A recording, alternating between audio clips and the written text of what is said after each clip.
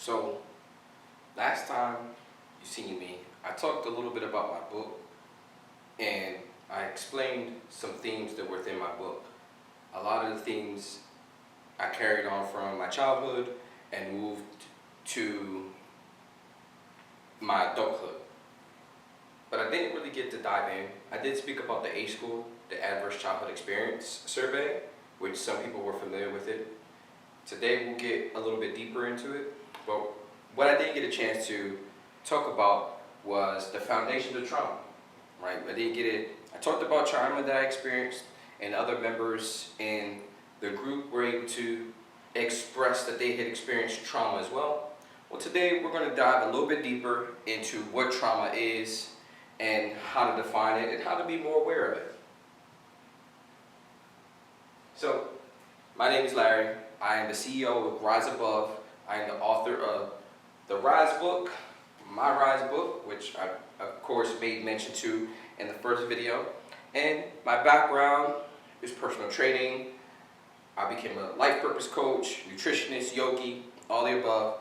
And currently, right now, I am a behavioral health human services student. And I just wanted to give you more information surrounding the concept of trauma.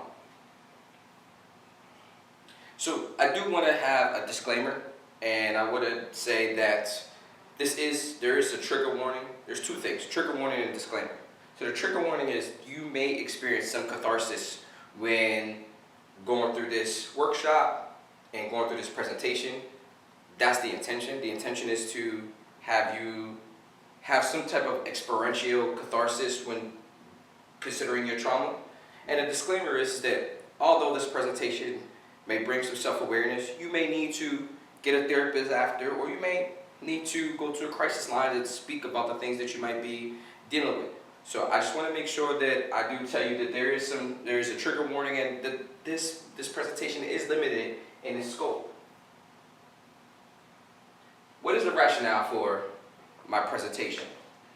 It's a one-day immersive experience designed for individuals who are ready to confront their past, break through their limiting beliefs, and take intentional steps toward their highest potential, rooted in the principles of trauma, informed care, emotional intelligence, and personal empowerment. This workshop is a condensed yet transformative introduction to Ryze Above Mastery Course. A lot of us carry unresolved wounds from our past, and that adverse childhood experience, which I mentioned recently, silently influence our decisions, our relationships, and our self-worth. And if we leave it unaddressed, these experiences can keep us trapped in cycles of self-sabotage, fear, and unfulfilled potential. This is a workshop served to bridge the gap between connecting the past and empower the present. What are the objectives? So, develop trauma awareness, explore the ACE score, and recognize the different types of traumas. We're going to understand shadow work, understand the tribunal brain, understand the pair of ACEs, and understand the life course model. What is shadow work?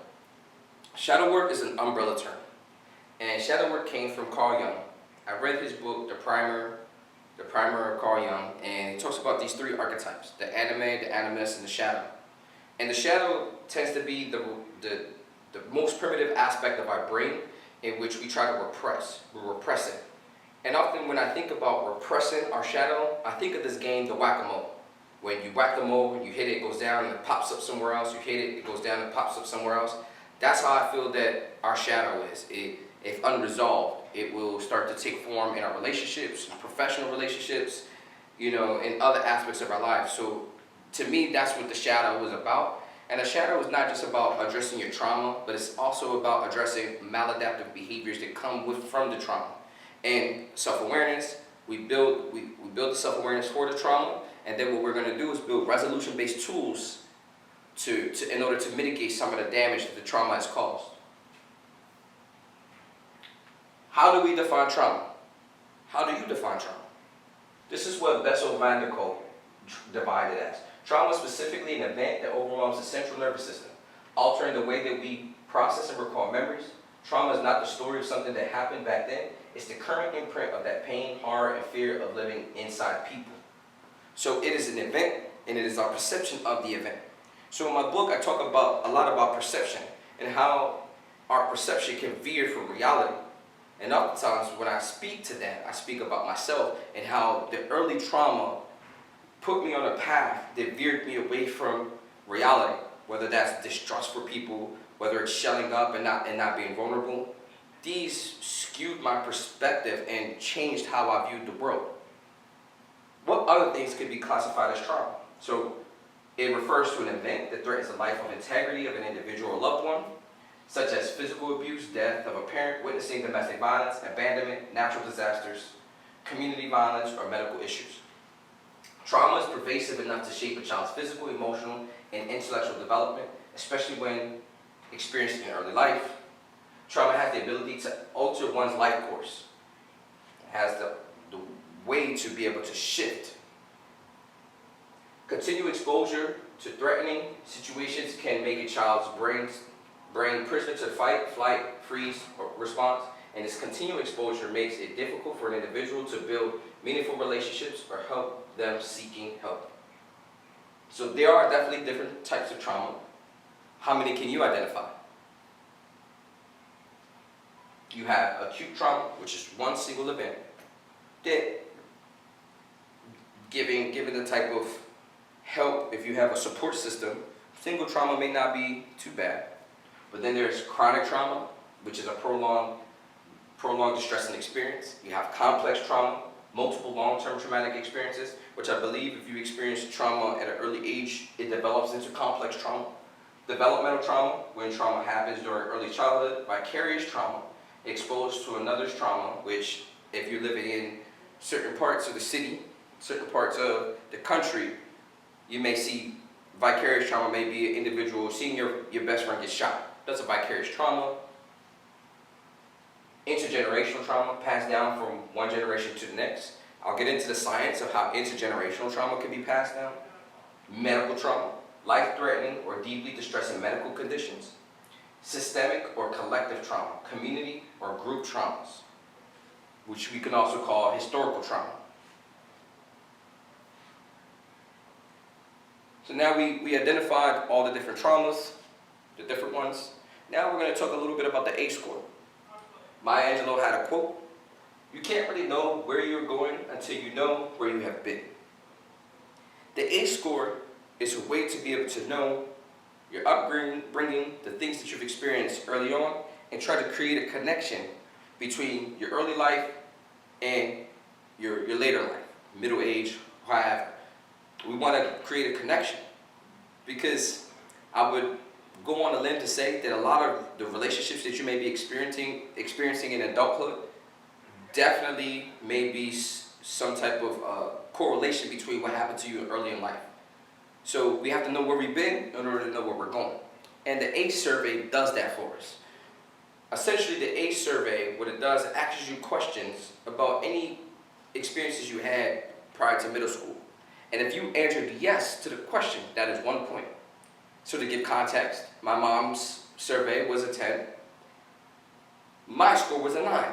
And that's a tentative 10. Probably 9.5.